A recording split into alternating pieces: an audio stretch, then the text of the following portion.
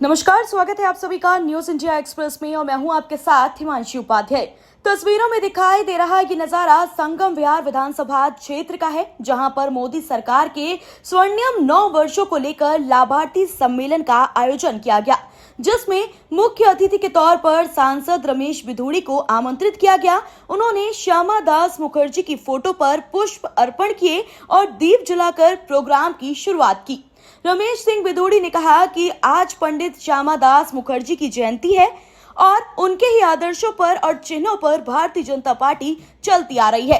Bharatiya Janata party का एक ही नारा है, सबका साथ सबका विकास।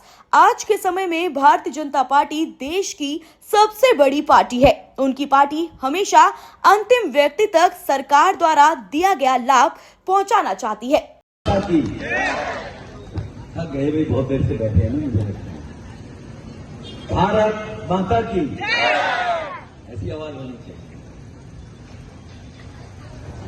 आज के इस कार्यक्रम में पार्टी के जिला के उपाध्यक्ष भाई रामनिवास जी जो मंच संचालन कर रहे थे, जिला के मंत्री हैं भाई महेश मिश्रा जी, तुगलकाबाद वार्ड से निगम पार्षद रही 2 बार पूनम जी, हमारे पूर्वांचल प्रकोष्ठ के नेता भाई शरद झा जी, हमारे पार्टी के मंडल के अध्यक्ष और यहां जोन के चेयरमैन रहे, यहां से निगम का चुनाव लड़े ऐसे भाई नीरज गुप्ता जी, हमारे भाई तोकीर भाई जी, और भाई अभिषेक तिवारी जी जिला के मंत्री हैं, इकरामुद्दीन जी हैं जिले के पदाधिकारी, अलका बहन महिला मोर्चा की जिला की उपाध्यक्ष है और उपस्थित सभी मेरी बहनें, नौजवान साथी, वे प्यारे बच्चों, आज श्यामा प्रसाद मुखर्जी की जयंती भी है। 122वीं जयंती है। 122 साल पहले श्यामा प्रसाद मुखर्जी पैदा हुए थे। हम में से 90% लोग नहीं जानते होंगे। आज की जो भाजपा है, 1951 में जनसंघ पार्टी जो बनी थी तो इन्होंने बनाई थी। ये इस पार्टी के बनाने वाले हैं डॉक्टर श्यामा प्रसाद मुखर्जी, ये बंगाल के रहने वाले हैं। ये बहुत छोटी सी उम्र में एक विश्वविद्यालय कलकत्ता के कुलपति रहे। ये जवाहरलाल नेहरू की सरकार में उद्योग मंत्री थे और जब देश का पार्टीशन हुआ, इन्होंने डटकर विरोध किया इस बात का कि देश का पार्टीशन नहीं होना चाहिए।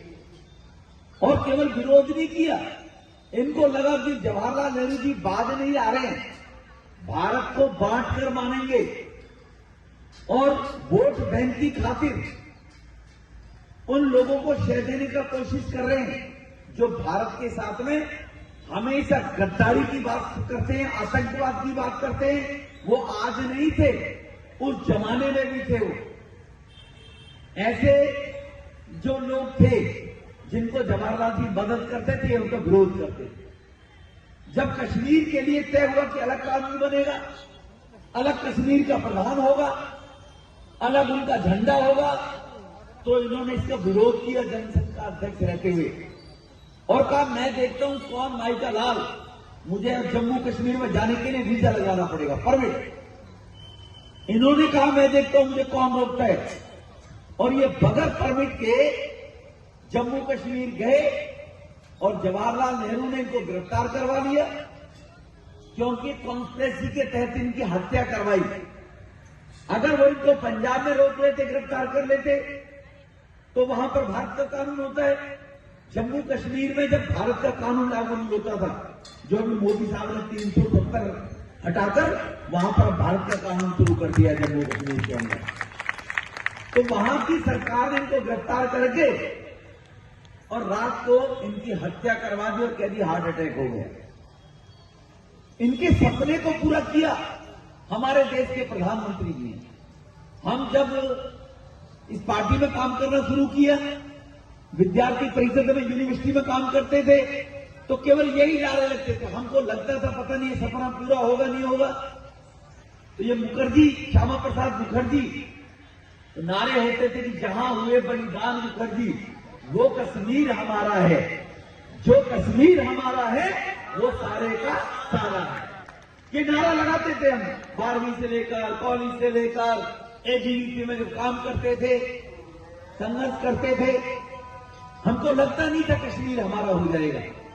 वो आतंकवादियों का अड्डा कांग्रेस ने बना रखा था, लेकिन आप सबने आशीर्वाद दिया और मोदी जी ने कश्मीर को ले लिया। वहां पर धारा 370 खत्म हो गई। अब वहां पर भारत का बना कानून चलता है। लोगों ने कहा, मुफ्ती मोहम्मद की बेटी ने कहा महबूबा ने कि धारा 370 हटा दोगे तो यहां पर तिरंगा उठाने वाला नहीं मिलेगा, खून की नदियां बह जाएंगी। लेकिन मोदी जी ने धारा 370 जब हटाई तो एक सुई की आवाज फर्श पर जो पड़ने की होती है उतनी आवाज भी नहीं हुई जो ये कहते थे कि खून की नदियां बह जाएंगी। तो आज डॉक्टर श्यामा प्रसाद मुखर्जी की जन्म जयंती भी है और यहां पर हमने लाभार्थी सम्मेलन भी किया है। लाभार्थी का सम्मेलन का मतलब है कि मोदी सरकार के माध्यम से पिछले 9 साल में जिन लोगों को लाभ हुआ उन लोगों से मिलकर उनका एक्सपीरियंस शेयर करना, उन लोगों से मिलकर उनको ये कहना कि आप और लोगों को भी बताएं। जैसे उज्ज्वला योजना से गरीबों को सिलेंडर दिए, जैसे गरीबों के घर में शौचालय बनाने का काम 12 करोड़ परिवारों में यूपी, बिहार, उड़ीसा, मध्य प्रदेश, बंगाल, झारखंड, छत्तीसगढ़, इन जगहों में, यहां तो दिल्ली है, प्लॉट खरीदते हैं तो लोग बाथरूम बना लेते हैं, लेकिन गांव में अगर आप देखेंगे तो माता बहनें इंतजार करती थी कब सूर्यास्त होगा, कब वो प्राकृतिक शोध जंगल के लिए जाएंगे। बेचारी माता बहनों का शोषण भी होता था गांव में। बनाकर मोदी जी ने बहनों को सम्मान देने का काम किया। रेहड़ी पटरी खोमचा पर नौकरी करने वाले, काम करने वाले लोग जो साहूकारों से 10 रुपए 5 रुपए सैकड़े में ब्याज लेकर गुजारा करते हैं, उन लोगों के लिए मोदी जी ने स्वनिधि योजना चलाई और स्वनिधि योजना चलाकर 1 साल के लिए 10,000 रुपए बैंक से लोन बगैर ब्याज के हमने कैंप लगाए 2-3 हैं। कुछ लोग जिन्होंने स्वनिधि का यहाँ पर लोन लिया है 10,000 रुपए वाला है, कुछ आए स्वनिधि। तो देखो 1 बहन की 2 3 4 5 6 7 8 ऐसे 8-10 यहाँ पर लोग हैं, लेकिन कैंप लगाकर कम से कम 500 लोगों को स्वनिधि का लोन संगम विहार में दिलवाया। यहाँ पर 4-5 कैंप लगाए, तो गलगाबाद एक्सटेंशन, संगम विहार में, सब जगह मिलाकर। इसी प्रकार से नौजवानों के रोजगार के लिए 50 हजार से और 10 लाख तक का लोन। कुछ लोग गरीबी के कारण पढ़ नहीं पाते, स्कूल छोड़ देते हैं, माँ बाप कहते हैं साइकिल बनाने का काम सीख ले, मोटरसाइकिल रिपेयरिंग का काम सीख ले, घड़ी रिपेयरिंग का काम सीख ले, कारपेंटर का काम सीखना शुरू कर देते हैं, लोहे का काम शुरू कर देते हैं। अब वो काम तो शुरू कर दिया, सीख भी गया, लेकिन दुकान कहां से खोले? गरीब है, दुकान कहां से खरीदे? कहां से औजार खरीद कर लाए? प्रधानमंत्री जी ने मुद्रा बैंक योजना चलाई और बगैर गारंटी के 50,000 से लेकर और 10 लाख तक का लोन देने का काम किया। ऐसे 39 करोड़ लोन सेंक्शन हुए पिछले 9 साल के अंदर हमारे देश के अंदर। तो मोदी जी ने जो लाभार्थी कि गरीब को लाभ हो, पहले लोग भूख के कारण मरा करते थे, कोरोना आया, कोरोना में मुफ्त वैक्सीन तो लगी सबको, पूरे देश के लोगों को, लेकिन 3 साल से मुफ्त में गरीबों की रोजी रोटी चली गई, कंपनी बंद हो गई। मुफ्त अनाज देने का मोदी साहब ने काम किया। हर परिवार के अंदर जो गरीब लोग हैं 25 किलो अनाज 4 अगर परिवार के सदस्य हैं उनको दिया जाता है। दिया जाता है नहीं दिया जाता है? संगम में बंद हो गया, बताएं जरा, दिया जाता है तुम्हें बहने? दिया जाता है। उसके लिए अब पता लगा राशन वाले पूरा राशन नहीं देते, कम देते हैं, दुकान बंद कर देते हैं, गंदा देते हैं, बढ़िया वाले को रास्ते में बेच देते हैं। ये भ्रष्टाचार केजरीवाल के टाइम में चल रहा है। अनाज मोदी जी बेचते हैं, पूरा नहीं दे रहे हैं। उसके लिए प्रधानमंत्री जी ने एलजी को आदेश कर दिया कि हर दुकान पर 4 लोगों की एक विजिलेंस कमेटी बनाओ। वो 4 लोग, एक महिला होगी, एक एससी होगा, 2 जनरल होंगे, वो 4 लोग उस दुकान पर बैठकर राशन बंटवाएंगे आधिकारिक तौर पे कि गरीबों को कम राशन न मिले। वो दुकानों की लिस्ट लेकर एक 4 की सूची बना लीजिए। आप लिस्ट लीजिए, नहीं दी वहां की मंगाओ, हमें चाहिए हमारे पास दुकानों की, और ऐसे 4-4 लोगों की हर दुकान पर सूची बनाओ, एलजी के वहां से उसको टेंशन कराकर, और वो हर दुकान पर बैठ कर राशन सामने रख रहे हैं। न पुलिस रोक सकती है, न कोई दुकानदार रोक सकता है। दुकानें बंद कर देते, खत्म हो गया कहते थे, गरीब आदमी कहां जगह करे, तो सुनने वाला नहीं है उसकी। और मोदी साहब ने हर दुकान के लिए 4 लोगों की विजिलेंस कमेटी को ऑर्डर कर दिए सरकारी तौर पर कि लेफ्टिनेंट गवर्नर डीसी के माध्यम से वो बनाएगा। तो ऐसे गरीबों के उत्थान के लिए, गरीबों के कल्याण के लिए मोदी जी ने जो काम किया वो तो किया, लेकिन देश में विकास जो हुआ है वो भी किसी से छुपा हुआ नहीं है। जो विकास हुआ है, हम सोच भी नहीं सकते थे कि दक्षिणी दिल्ली में 885 एकड़ में इको पार्क, जिसमें नौकायन भी, तितली पार्क भी, अब बच्चों को घुमाने के लिए छुट्टियों में गोवा जाने की जरूरत नहीं है। 885 एकड़ में बदरपुर में पार्क बन रहा, 2 महीने में तैयार हो जाएगा। बच्चों को नौकायन भी कराएंगे, बच्चों को वहां पर संग्रहालय भी दिखाएंगे। टिकट उसका जरूर होगा, लेकिन वो कम कराएंगे, ज्यादा टिकट नहीं होगा, ज्यादा 50 रुपए का होगा, 60 रुपए का होगा, चिड़ियाघर की तर्ज पर। इसी प्रकार से आयुर्वेद की हॉस्पिटल बदरपुर में बनी है, आपके सामने से मेट्रो निकल रही है। अब आपको और 2-4 महीने जाम से जूझना पड़ेगा।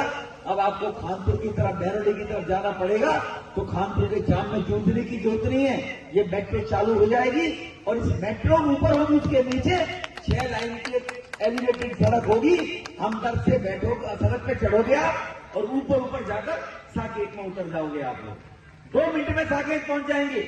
यहां पर 4 करोड़ की लागत से वो सड़क, और 10,000 करोड़ की लागत से 400 करोड़ की लागत से सड़क, और 10,000 करोड़ की लागत से यहां पर मेट्रो का जो काम चल रहा है, ये 2016 में शुरू होना था, लेकिन केजरीवाल ने शुरू नहीं किया था। हरदीप पुरी जी ने कहा अगर दिल्ली सरकार अपने हिस्से का पैसा नहीं देगी तो केंद्र सरकार सारे पैसे खर्च करेगी। इसी प्रकार से छतरपुर में कॉलेज का निर्माण, बच्चों के खेलने के लिए इग्नू के पास रग्बी स्टेडियम का निर्माण, महिपालपुर का अंडरपास, एक कन्वेंशन सेंटर 25,000 करोड़ की लागत से दक्षिणी दिल्ली में बन रहा है, जिसमें 5 लाख लोगों को रोजगार मिलेगा, और दुनिया के 3 ऐसे कन्वेंशन सेंटरों में से एक होगा वो, ऐसा दुनिया में कहीं नहीं है, जो मोदी साहब वहां पर बनवा रहे हैं हमारे 25 सेक्टर। तो जो विकास के काम पूरे देश में हो रहे हैं, मेरठ की तरफ जाने वाली कुछ बहने भाई होंगे जो जाते होंगे, उधर गांव होगा उनका है किसी का, मेरठ की तरफ जो जाते हैं, गंगा जी की तरफ, मेरठ की तरफ, सब बिहार के रहने वाले हैं। मेरठ की तरफ के लिए है कुछ लोग। अब 1 घंटे में मेरठ पहुंच जाते हैं, ऐसी सड़क बन गई, जब 4 घंटे लगते थे, 1 घंटे में। मोदी जी ने जो काम किया वो तो किया, लेकिन देश में विकास जो हुआ है वो भी किसी से छुपा हुआ नहीं है। जो विकास हुआ है, हम सोच भी नहीं सकते थे कि दक्षिणी दिल्ली में 885 एकड़ में इको पार्क, जिसमें नौकायन भी, तितली पार्क भी, अब बच्चों को घुमाने के लिए छुट्टियों में गोवा जाने की जरूरत नहीं है। 885 एकड़ में बदरपुर में पार्क बन रहा, 2 महीने में तैयार हो जाएगा। बच्चों को नौकायन भी कराएंगे, बच्चों को वहां पर संग्रहालय भी दिखाएंगे।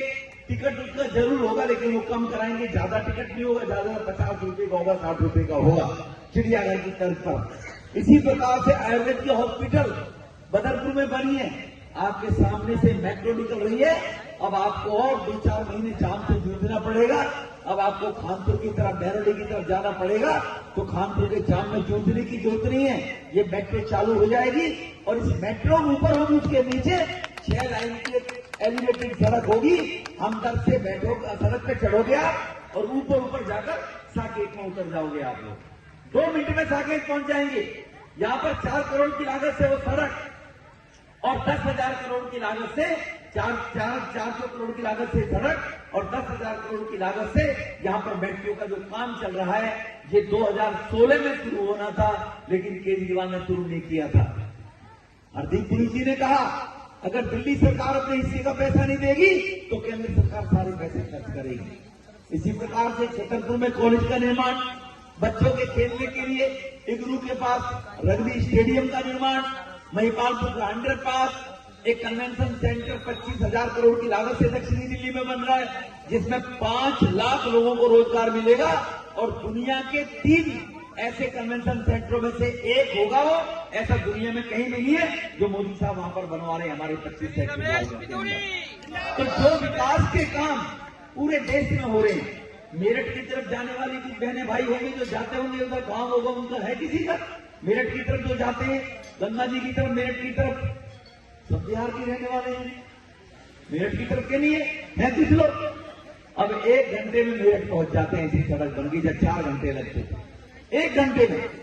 अब आपको बंबई जाना है तो जहाज की इंतजार करने की जरूरत नहीं है। जयपुर से अलग और महिपालपुर से दोनों तरफ से सड़क जारी है और 60 किलोमीटर जाकर वो मिल जाएगी और वो सड़क जाकर 12 घंटे में आपको बंबई पहुंचा देंगे। अब अगर किसी ने छुट्टियों में बंबई जाना है, जहाज में महंगा टिकट होगा, ये होगा, कार उठाइए और 12 घंटे में बंबई पहुंच जाएंगे। दिसंबर में हाईवे स्टार्ट हो जाएगा। जो बंबई हाईवे का निर्माण गडकरी जी के माध्यम से मोदी जी ने करवाया है। हमारे देश में पहले केवल 7 मेडिकल अस्पताल थे। 1965 साल में, 2014 से पहले आज हमारे देश में 22 मेडिकल अस्पताल है। 9 साल में 15 नए अस्पताल बने हैं और 65 साल में केवल 7 अस्पताल बने थे। गरीब इलाज कहां से कराए? गरीब आदमी के आयुष्मान योजना, भारत योजना के कार्ड वो दिल्ली में नहीं बने, केजरीवाल ने नहीं बनाए। लेकिन अगर मेरी उत्तरांचल की बहन हिमाचल, राजस्थान, मध्य प्रदेश, उड़ीसा, छत्तीसगढ़, हरियाणा, गुजरात, यहां कहीं भी जाओगे तो गरीबी के कारण माता बहनों को, परिवारों को अपने परिवार के व्यक्ति के इलाज कराने के लिए गहने बेचने पड़ा करते थे, जमीन का टुकड़ा बेचना पड़ा करता था। लेकिन मोदी जी ने आयुष्मान भारत कार्ड बनाने के बाद 5 लाख रुपए तक का हर गरीब का इलाज मुफ्त में किसी भी बड़ी से बड़े अस्पताल में आप करा सकते हैं। ये हम जहां के रहने वाले, हम बिहार के हैं, हरियाणा के, पंजाब, कहीं के भी हैं, हम वहां पूछेंगे लोगों से तो वहां पर आयुष्मान भारत कार्ड बने हुए हैं, जो मोदी साहब ने 2014 में सरकार बनने के बाद बनाए। तो इस प्रकार के जो लाभ देश के अंदर गरीबों को मिले हैं, दुनिया के अंदर आज भारत की जय जयकार हो रही है, उसमें मैं नहीं जाना चाहता। क्योंकि आदमी सोचता है मुझे क्या मिला, मेरा क्या फायदा हुआ, ये आदमी ज्यादा सोचता है। तो गरीब की आवश्यकता की पूर्ति को ध्यान में रखते हुए 9 साल में जो मोदी जी ने काम कराए हैं और वो आगे भी इसी प्रकार से देश के विकास के लिए भारत को 2047 तक दुनिया का सबसे विकसित देश बनाने के लिए 2024 में मोदी जी को दोबारा प्रधानमंत्री बनाना चाहिए, नहीं बनना चाहिए? बनाना चाहिए ना। तो बनाना चाहिए तो हम जो लाभार्थी, मेरी बहन, भाई, किसी रिश्तेदार को हुआ है, उन लोगों को और लोगों को भी जानकारी देनी चाहिए। ये चर्चा करनी चाहिए, नहीं करनी चाहिए। तो ये मैं महेश जी से, नीरज जी से, मिश्रा जी से निवेदन करेंगे। हमें पंपलेट एक बनवाते हैं, पंपलेट में सारी बात लिखवाते, जो मैंने बात कही है लोग भूल जाएंगे, वो पंपलेट घर घर तक पहुंचाने का हमें काम करना चाहिए।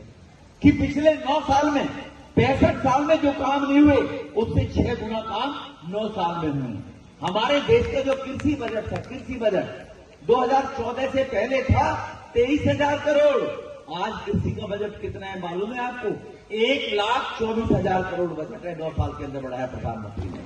तो इसलिए मैं ज्यादा, बहुत आइटम है, आप बहुत देर से बैठिए, मेरी माताओं ने, बहनों ने खाना वाना बनाना पड़ेगा, इसलिए मैं ज्यादा घर जाकर आपका ज्यादा समय ना खराब करते हुए, क्योंकि जाम की वजह से मैं 1.25 घंटा लेट आया हूं, मुझे 6 बजे पहुंचना था यहाँ पर। आप बहुत लंबे समय से बैठी हैं, आप सब लोग समय कीमती निकाल कर आए, आपका मैं आभार व्यक्त करता हूं। मैं बधाई देता हूं संगम विहार विधानसभा के अपने सभी कार्यकर्ताओं को कि आप सब लोगों को जाकर सूचना देकर, और मोदी साहब ने जैसे कहा कि सभी लाभार्थी सम्मेलनों से मिलो। इस तरह की तमाम जानकारी के लिए जुड़े रहें हमारे साथ। धन्यवाद। भारत